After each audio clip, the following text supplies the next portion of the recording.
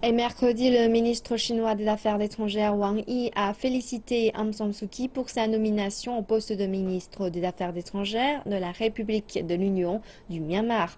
Wang Yi a déclaré que la Chine était disposée à s'engager dans une collaboration étroite avec le Myanmar et à fournir des efforts continus pour faire avancer le partenariat coopératif stratégique global Chine-Myanmar.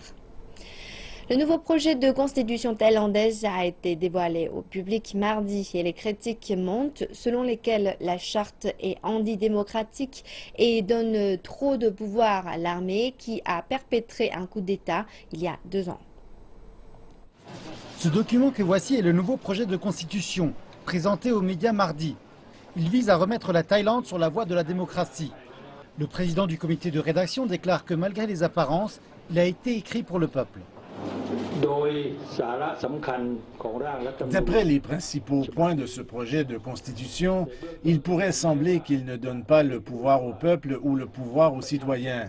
Mais dans chaque loi, nous nous efforçons de créer l'utilité, de créer l'équité, pas l'inégalité, et de protéger les gens, les droits de l'homme fondamentaux et la liberté.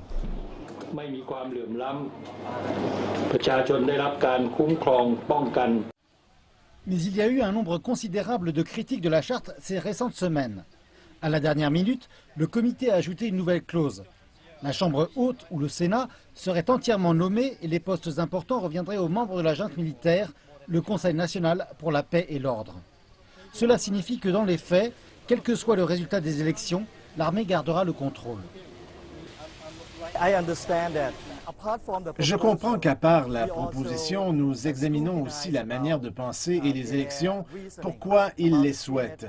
Nous examinons totalement la manière de penser et nous comprenons que l'une des préoccupations de la junte est la sécurité nationale. Mais ironiquement, les politiciens qui ont été exclus de ce processus et étaient entièrement divisés sont unis dans leur opposition à ce projet. Voici le monument de la démocratie qui était au centre des manifestations, à la fois des chemises rouges et des chemises jaunes, dans leur bataille politique au cours de la dernière décennie. Mais ironiquement, ils sont unis par ce projet de constitution. Les politiciens des deux côtés disent que la constitution serait une catastrophe si elle était instituée. Elle donnerait le pouvoir à des officiels non élus, laissant ceux qui ont été élus par le peuple complètement sans pouvoir. Alors que nous filmions, nous étions observés par des soldats en uniforme et d'autres habillés en civil.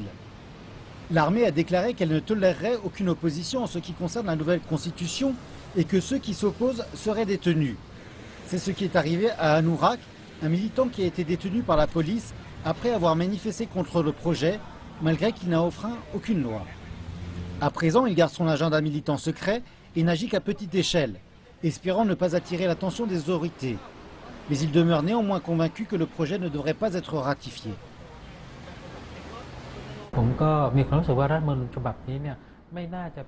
Je pense que cette constitution n'apportera ni liberté ni bonheur dans la politique thaïlandaise, mais qu'il apportera à l'avenir davantage de conflits. L'armée, toutefois, a le pouvoir du nombre de son côté.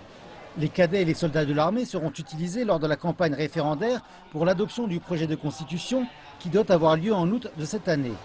Ceci et l'insistance de l'armée à jouer un rôle majeur dans le gouvernement post-électoral suggèrent que les généraux derrière le coup d'État n'ont aucune volonté de renoncer à leur contrôle.